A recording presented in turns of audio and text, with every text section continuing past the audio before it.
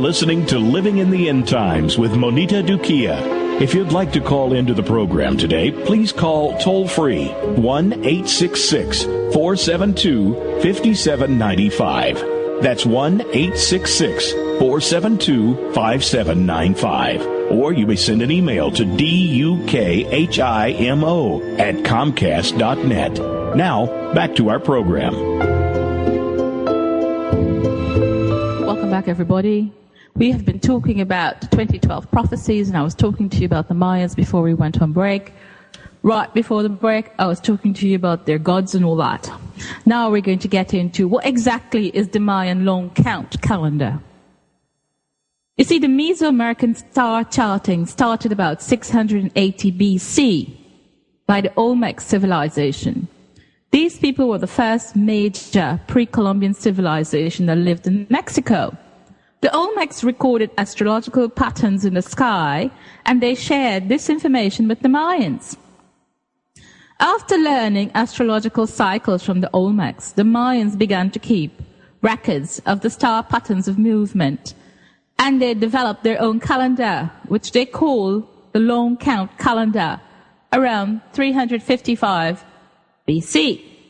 They tracked the winter solstice for the purposes of agriculture, and they created at least 17 calendars. That's what we found so far anyway.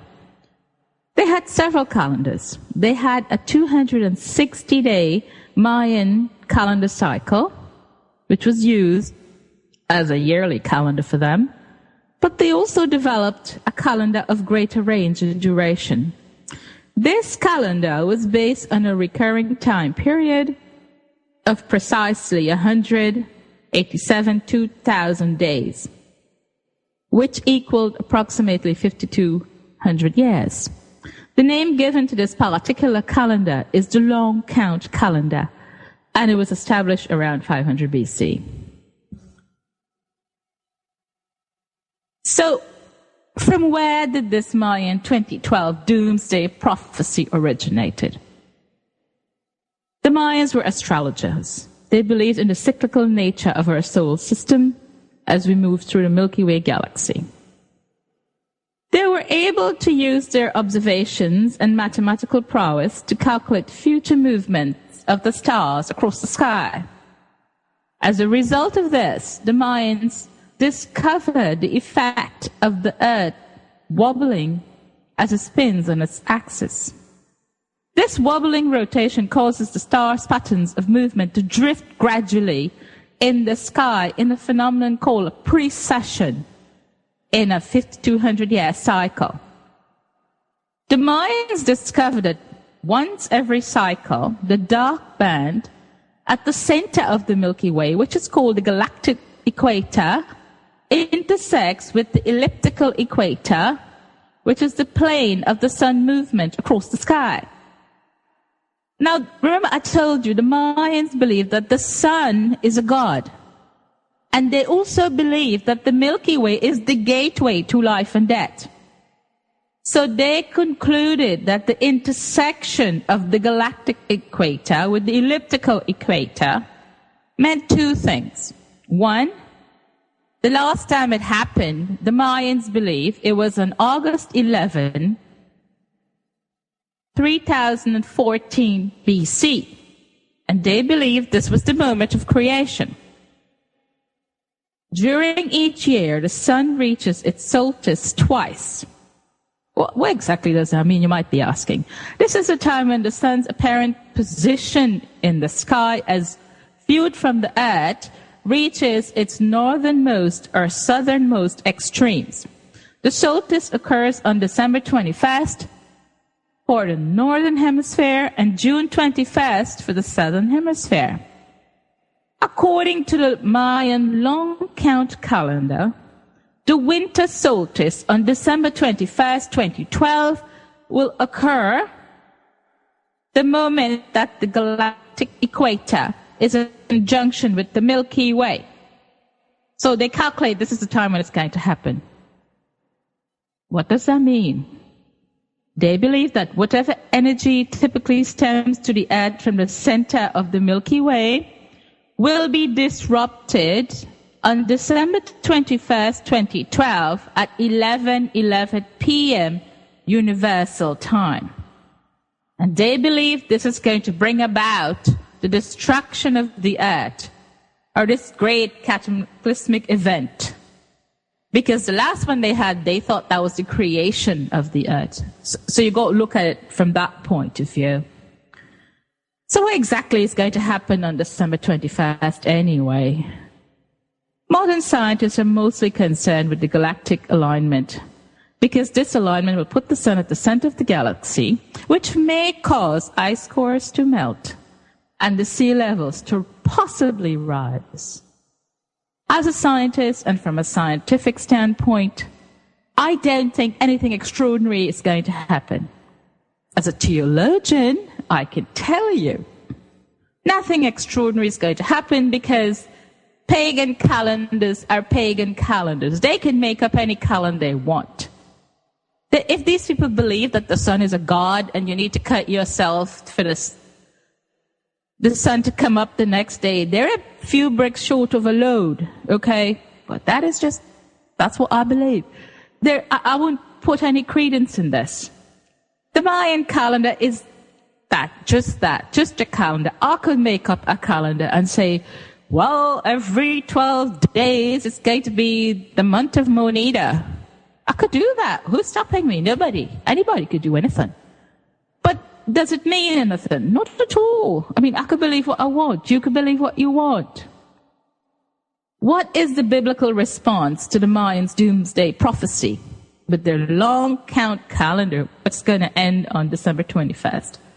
First of all, as a theologian, I can tell you, for us to accept this, it means the acceptance of the following theories. One, the sun is a god, which is hogwash. The sun is not a god. Two, the sun is powered by the blood of human sacrifice. We all know that's fanciful. And three, the creation movement occurred at exactly 3114 BC, which is a bit off as well. Also, we have to accept that the visual alignment of stars has significance for everyday human life. You see, like every false pagan religion, the Mayans sought to elevate to the point of worship that which was created. The sun, the stars, the moon, all kinds of things, instead of worshiping the Creator. And you see, God warns us about this, and He says, don't worship the sun and the moon. And in the Old Testament book of Deuteronomy chapter 4, 1 verse 19, and the word reads, unless thou lift up thine eyes unto heaven, and when thou seest the sun and the moon and the stars, and even all the host of heaven, should be driven to worship them and serve them, which the Lord thy God had divided unto all the nations under the whole heaven. What is God saying? Don't look to the heavens and start worshipping things that I've made. I am the creator. That is the creation. The Lord also warns us not to learn the ways of the heathen and to look to the astral bodies for guidance. It's all craziness. And in the Old Testament and the book of Jeremiah chapter 10, 1 verse 2, and the Lord says, learn not the way of the heathen, and be not dismayed at the signs of the heaven, for the heathen are dismayed at them. There is no biblical evidence that December 21st, 2012 will be the end of the world. Okay? As a scientist, I don't see any scientific evidence that points to it. We've got a heathen people that have got 166 gods. They believe in human sacrifice. They've got some very odd beliefs that are just fanciful and a bit mental, I think. Personally, I think they're a bit out there. And I mean, if they're such great prophets, how could they not prophesy their own destruction? The Mayans do not exist as a people anymore. So, I mean, you take that with a grain of salt. If you still want to believe that the world is going to end on December 21st, even after hearing all this, hey, more power to you. I just think it's madness. Anyway, we're going to talk about another prophecy, Nostradamus. Who exactly was Nostradamus? Nostradamus was born in 1503 in Saint Remy, France, and he died on July 2nd, 1566. He wrote some prophecies. These prophecies were written as a poem with 4 lines, and they're called quatrains. These quatrains rhymed, and they were mainly written in French with a bit of Italian, Greek, and Latin thrown in. What did Nostradamus do? He intentionally obscured the quatrains through the use of symbolism and metaphor, as well as making changes to proper names. And he swapped, add, or removed letters. Nostradamus claimed that he did this to escape being tried as a magician. But really, what it is, he did it so these so-called prophetic quatrains could be interpreted to fit numerous situations. All of his quatrains are written in a book called the Prophecies. Most of Nostradamus' prophecies deal with disaster, such as plagues, earthquakes, wars, flooding, the coming of 3 antichrists. I didn't know where he got 3 from.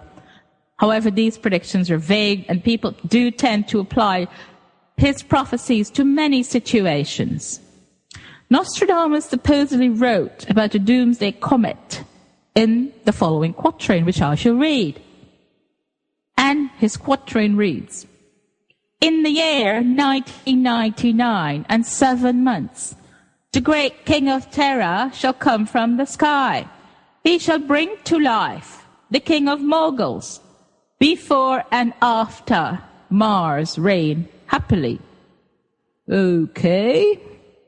So what he's saying, in the year 1999 and 7 months, which will be sometime 2000, some great king of terror is going to fall from the sky. Some people are saying this is the comet. The mark of a true prophet or prophetess is that his or her revelations must come to pass. Okay? So, he's saying that in 1999 and 7 months, i.e. sometime in 2000, some great king terror shall fall from the sky. Now, let me ask you this. Did anything fall from the sky in 2000? Even 2001?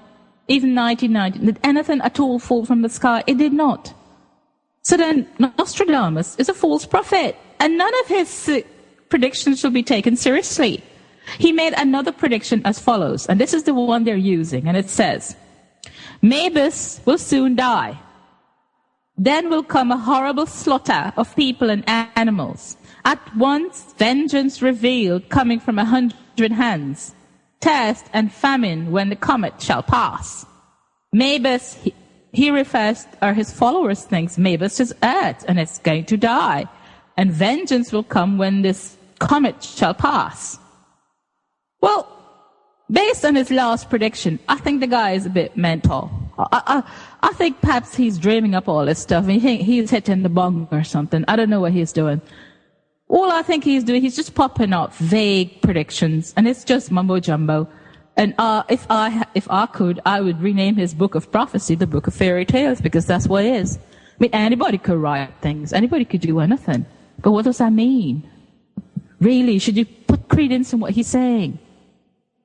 I mean, Nostradamus has got all these fantastic, according to his followers, all these fantastic things. And it doesn't matter what happens. He comes back and says, well, you know, we can look at his quatrains and say, yeah, it predicted 9/11. It doesn't matter. It's vague. You could twist it and turn it any way you want. Do I think the Nostradamus Magus thing with Magus will soon die and the comet will pass and all that has got anything to do with 2012? No. I just think the people who are hyping this out there is just using this.